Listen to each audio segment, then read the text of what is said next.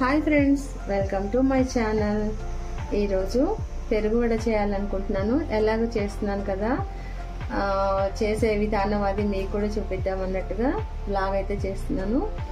నేనైతే ఈ డబ్బాతో 2 డబ్బాలు మినపగుళ్ళు తీసుకున్నాను. తీసుకొని వీటిని శుభ్రంగా కడిగి ఒక 3 అవర్స్ నానబెట్టుకోవాలి. మనం ఇప్పుడు వీటిని కడిగి తీసుకొని వస్తాం.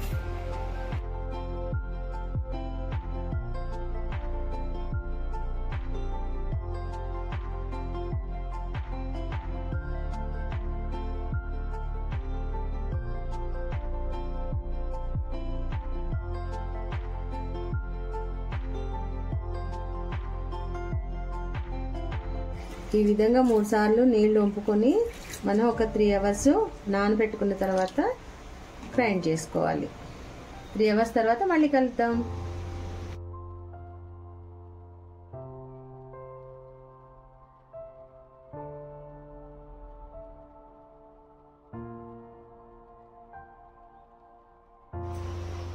మనం నానబెట్టి 3 అవర్స్ దాటింది కదా, చూద్దాం. ఇప్పుడు ఈ వాటర్ అంతా పీల్చుకొని ఇవన్నీ బాగా నాన్నాయి. ఇప్పుడు మనం ఈ నానే గుర్తు ఏంటంటే, ఇలా అనగానే ఇట్లా ముక్కలు ముక్కలుగా అవుతాయి. అంటే ఇప్పుడు నాన్నట్టు మనం దీన్ని మెత్తగా గ్రైండ్ చేసుకోవాలి. ఒక మిక్సీ జార్లో మనం తీసుకొని రుబ్బుకొందుతాం. మనం మిక్సీ పట్టుకోవాలి. మనం ఇలా వేసినప్పుడు ఈ విధంగా పడుతుంది అన్నమాట. అప్పుడు మనకి మంచిగా పిండి గ్రైండ్ అయినట్టు. నీళ్ళల్లో వేస్తే కూడా అట్లా తేలినప్పుడు వడ అనేది మనకి మంచిగా వస్తుంది అన్నమాట.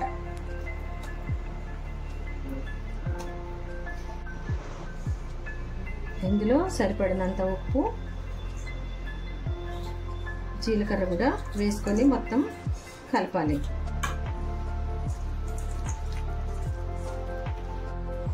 ఈ విధంగా మనం అంతా కలిపి రెడీ పెట్టుకోవాలి. ఇప్పుడు ఒక స్టవ్ మీద నేను ఆయిల్ పెట్టి వేడి చేస్తున్నాను. ఆయిల్ వేయడంగానే మనం ఒక్కొక్కటిగా దాంట్లో వేసుకొని కాల్చుకుందాం.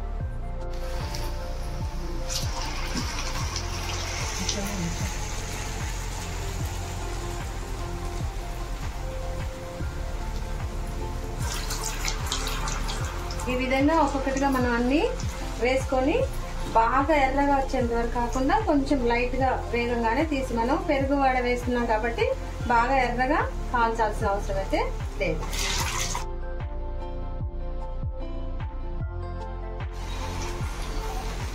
ఇవన్నీ కూడా ఒక్కొక్కటి అతకకుండా చిన్నగా ఈ విధంగా తిప్పుకుంటూ ఉండాలి.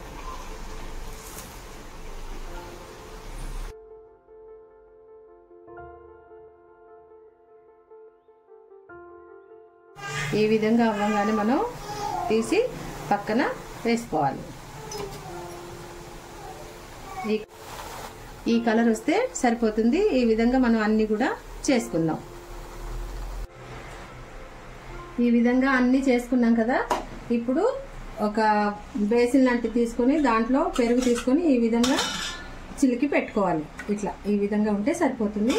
ఇప్పుడు దీంట్లో మనం ఆ గారెలో ఉప్పు వేసాం కదా, ఇందులో ఉప్పు అవసరం లేదు అనుకోవద్దు.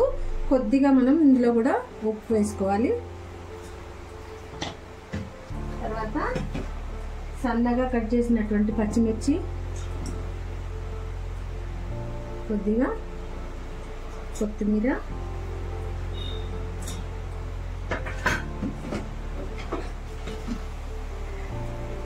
పైనుంచి కొద్దిగా క్యారెట్ తురుము కూడా వేసుకోవాలి.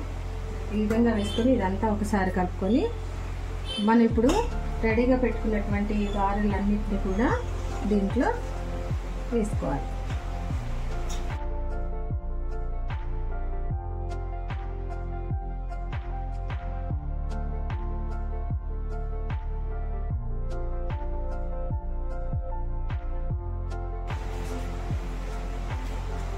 వీటన్నిటి మీద కూడా ఇదంతా మునిగేదాకా ఉంచి ఒక 10 నిమిషాలు మనం మూత పెట్టి ఉంచుకుందాం.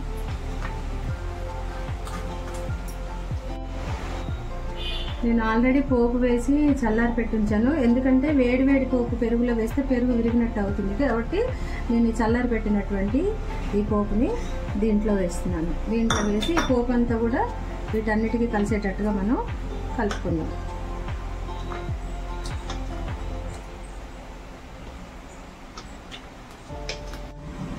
ఈ విధంగా మనం ఎక్కువసేపు అయితే కలపొద్దు. ఈ విధంగా పెట్టుకొని ఒక్క 10 నిమిషాలు మనం మూత పెట్టుకుందాం.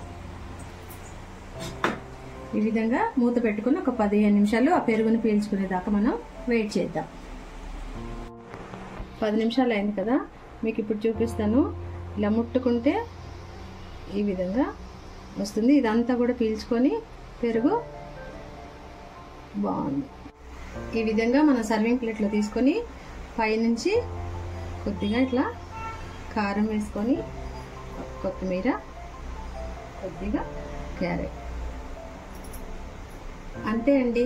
ఎంతో టేస్టీగా ఉన్న పెరుగు వడ రెడీ. మీరు కూడా ఈ విధంగానే మీ ఇంట్లో ట్రై చేయండి.